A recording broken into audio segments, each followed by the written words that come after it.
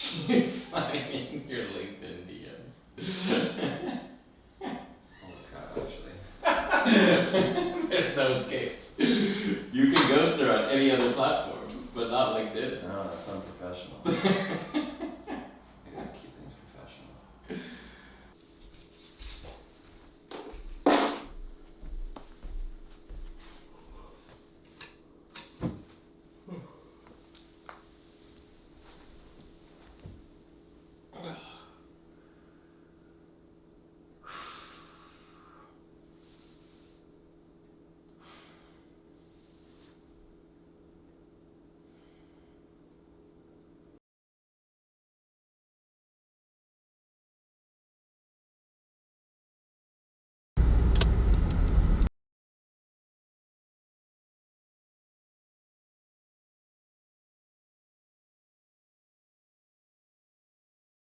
But, and then the funny thing is like, they went through multiple developers, so the developer who I talked to didn't even know either.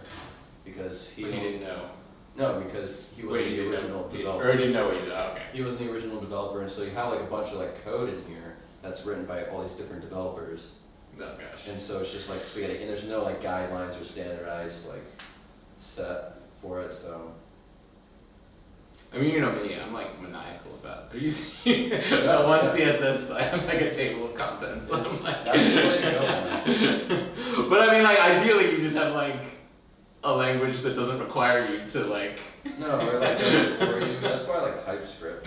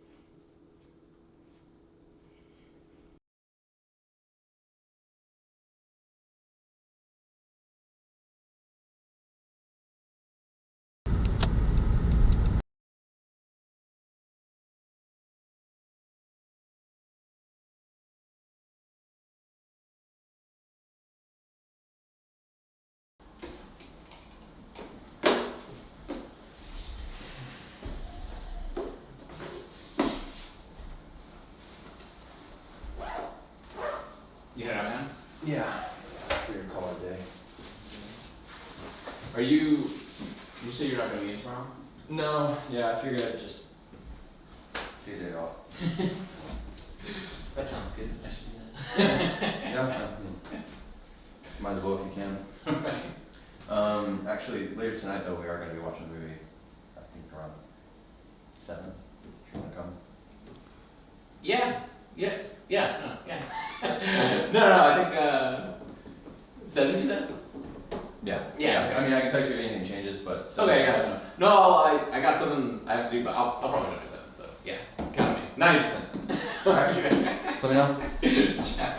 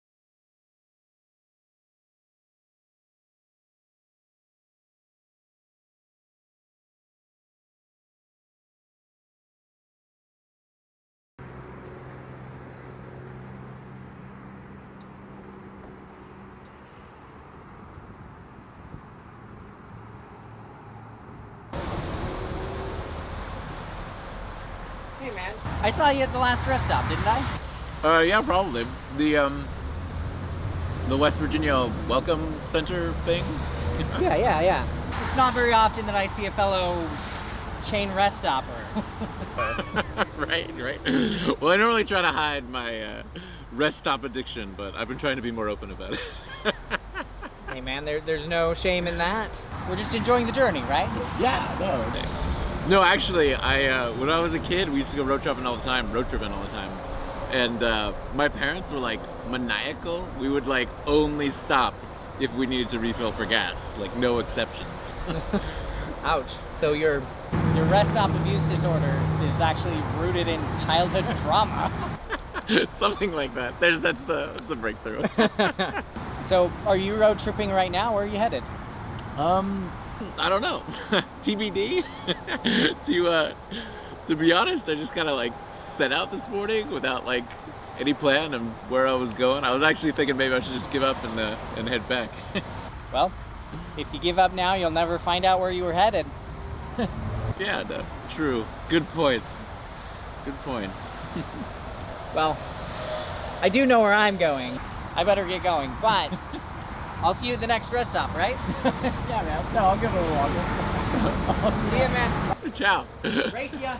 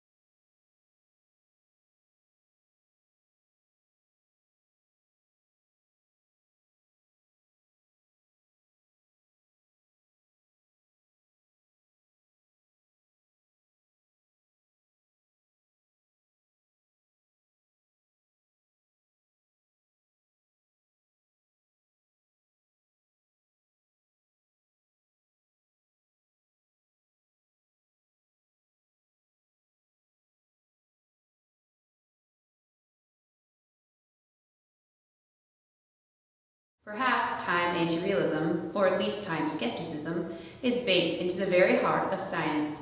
One of Galileo's earliest discoveries was that the path of a projectile through space traces out parabola. This was quite the insight, no less impressive for being simple, no less important for being mundane, no less surprising for being intuitive. Around the same time, Kepler devised his laws of planetary motion with their elliptical orbits, and a generation later, Newton demonstrated that Galileo's parabola and Kepler's ellipse were, in fact, manifestations of the same simple laws of motion and universal gravitation, launching Newtonian mechanics and constructing what might be called the first theory of everything. The long and winding road of modern physics started under the arc of Galileo's parabola. But taking a closer look, there's something peculiar going on with the way the parabola portrays time. You might even say that it does not portray time. The parabola, of course, does not exist within time as we experience it. You have to freeze or collapse time before it ever emerges. That may sound paranoid. Surely, a projectile follows a specific path regardless of any explanation of time, and drawing a line that collapses the time of flight is simply the most natural way to capture that data. Be that as it may, these mathematical simplifications are liable to mission creep. Spend your life looking at parabolas and ellipses, and the convenient way they portray time soon becomes the convenient way you think about time. One generation's methodological assumptions are the next ontological assumptions. Okay. I think she's making some interesting points about the philosophy of science and history of science. That makes a lot of sense. I do think there is kind of a weird bias there that I've never thought about before. But I kind of wonder if this is all a moot point, because like once you get to Einstein and relativity, I mean, it just seems like absolute time disappears. I mean, if you can't take all events and put them on a single consistent timeline that doesn't have contradictions, then I feel like there is no single consistent timeline. But she must talk about relativity. Einstein's conclusions have been amply demonstrated in experiments spanning more than a century. The proper time of an observer can be made to pass more or less quickly relative to that of another observer. Proper in the sense of property, not propriety. Proper time is the measure of time that belongs to a specific perspective.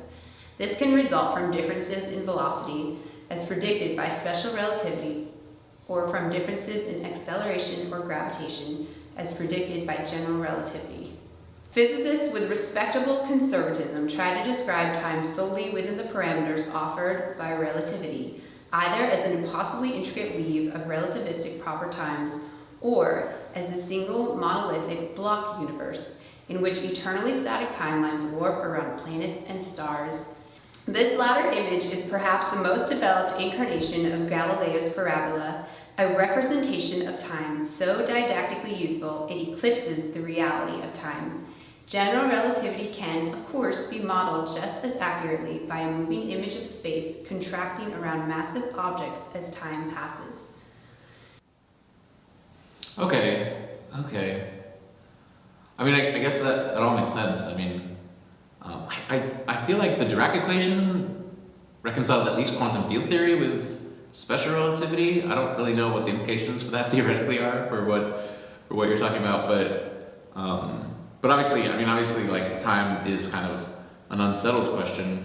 I guess, to be honest, I just don't know if I like absolute time. It feels like a holdover from like a pre-scientific, honestly, like a theistic worldview. You know, one that maybe tries to explain, the complexities and multifaceted nature of reality in like a simple, almost like a conspiracy theory. You know, take something that's really complicated and explain it with like a single agent. But maybe that's just my bias. I mean, I'm sure she makes the case for like why absolute time is useful. It must again be remembered that an insistence on absolute time is not motivated by a stodgy recalcitrance. Temporal realists are no mere reactionaries trying to turn back the clock on the wild Canaan physics of our era. We do not want to fall back into that Newton sleep with reality frozen in ordered constancy by the very mind of God. On the contrary, we want time back so that everything else may be set free. And what freedom! Dynamism only makes sense within time, but once time truly begins to flow, everything may be dynamic. I will touch later on what it means to believe in a future future, not just some material extrapolation of the present. For now, it's enough to say that the world we inhabit is far too complex to be a static entity. Are we to believe the laws of nature popped into existence complete and unchangeable in the way taxonomists before Darwin conceived of the origin of species? The trick to explaining this today is to assume that reality is a kind of mathematical infinite possibility space, not content to imprison us to an eternalist universe. Such theorists condemn us to an eternalist multiverse, where literally everything occurs and literally nothing new may ever occur. I am not ready to concede such a nightmare. There is a dynamism and vitality to the universe. Not an apparent dynamism, but real possibility. Our most fundamental experience is one of paradox. The human mind regards its own experience as a surprise. Existence itself is a surprise. Surprise makes no sense without time. Okay, wow, yeah. Oh, I really like that. Yeah, very eloquent. Almost persuaded me. I still don't know if time is like the way to go about it, but I like where you're headed. Like, I thought you were gonna go kind of off into transcendence, but you're like trying to use time to like bring us back into like the immanent and explaining reality like through what's immanent, through sort of like a dynamic, process of the universe. And that's kind of where I want to go. That's kind of what I want to understand ontologically. Not just how do you explain, being and the particulars of like the cosmos as is, but also transcendence and salvation or grace and meaning in particular, all without sort of relying on God to conjure them all up ex nihilo. So I like where you're going. Where in particular do you talk about meaning? That was on the cover.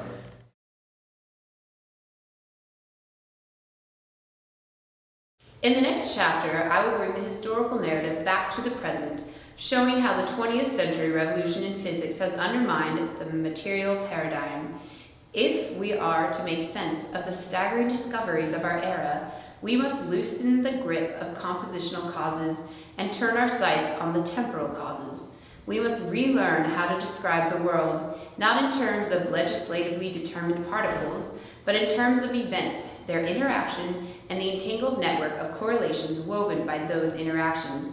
Physicists, philosophers, and other thinkers have started to coalesce around this new vision, structured around efficient causes and articulated in the language of information theory. And once we understand this term in contemporary thought, we may venture to look further afield. We can begin to countenance a dream of coming full circle through Aristotle's causes. Perhaps the future of humanity will be a humanity of the future, oriented toward final cause.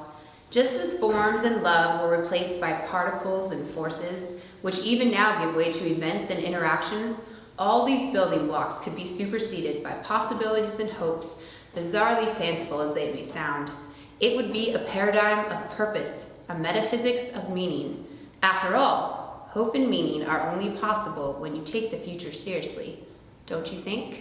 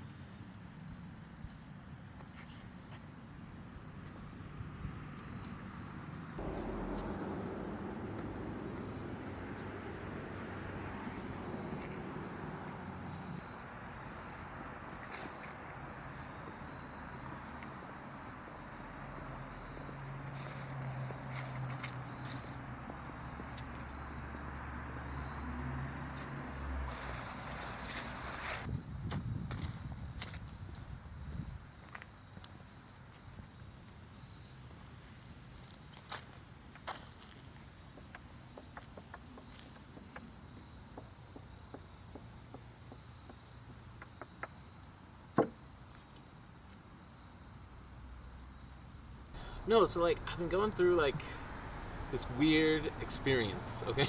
Like I don't know how else to explain it. It's like for the past, I don't know, it's been like weeks, I guess. I don't even know. That's a weird thing. It's like hard to like contextualize. I feel like my like sense of time is like warped. I don't know. So it's been at least weeks. Like I've been like in this like weird state where like I don't know. I'm like in a funk. I'm like the word I want to use, but I'm kind of afraid to is like depressed. Like I don't know if it's like I don't know. I haven't been like diagnosed or anything, and I don't want to like claim anything that's not true. But like okay, so I go to work every day. Like I'm still functioning. Like I still go to work every day. I like go and I like talk to my coworkers and it's fine. But then like I like get home and I like have this rug and I just like lie on the rug. I get home, I lie on the rug, and it's not that I'm like sad or anything. That's the thing. I've known that like I always like everyone says like depression isn't the same as sadness, right? Like it's like distinct things. But like you always assume that like depressed people like are sad, right? Like you think that's like a symptom. But like no, I don't feel that. It's that like I don't feel anything. I just feel like tired maybe. But like I don't know, it's more like heavy. Like I don't know, it's almost like it's like my brain, like the pieces of my brain just like stop moving, and so I just go and I lie down and I literally lie there all night until the next day I get up and go to work again. And so like this is what's been going on for literally like weeks. And it's again, I don't know, it's just like I don't know, like I don't know, like I'm alive but like I'm not living or something. I don't know. And like I don't like think about the future. I don't think like, oh my gosh, I'm like that was the weird thing. So I've just been doing this for like weeks on end.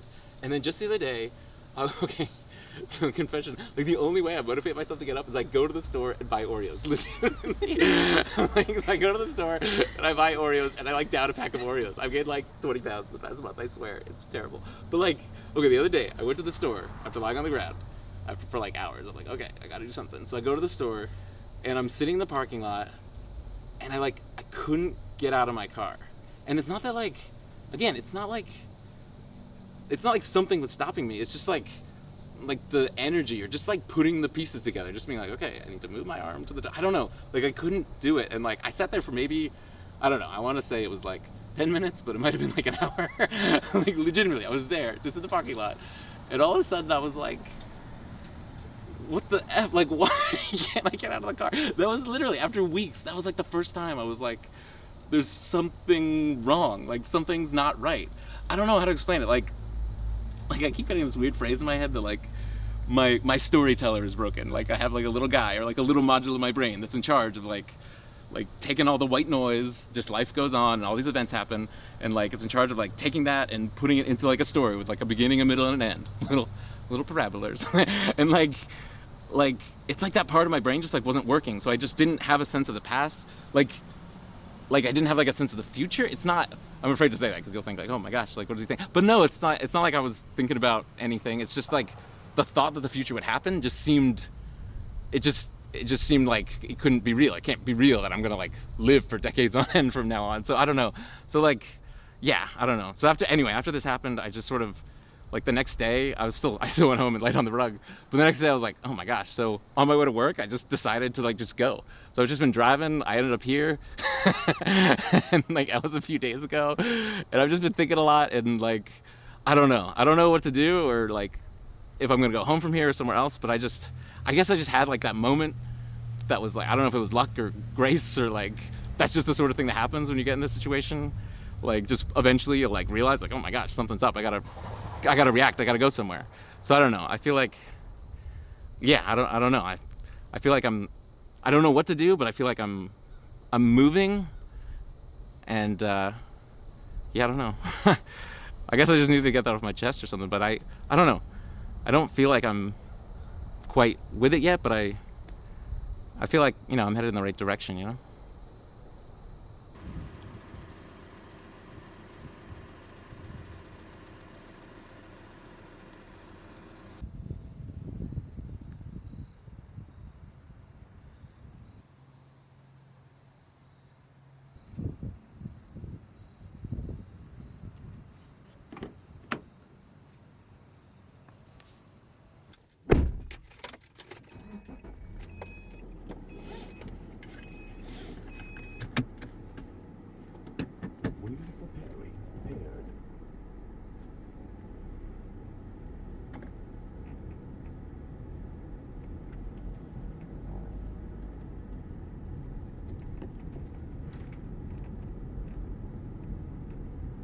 stop a little bit longer this time at the stop sign.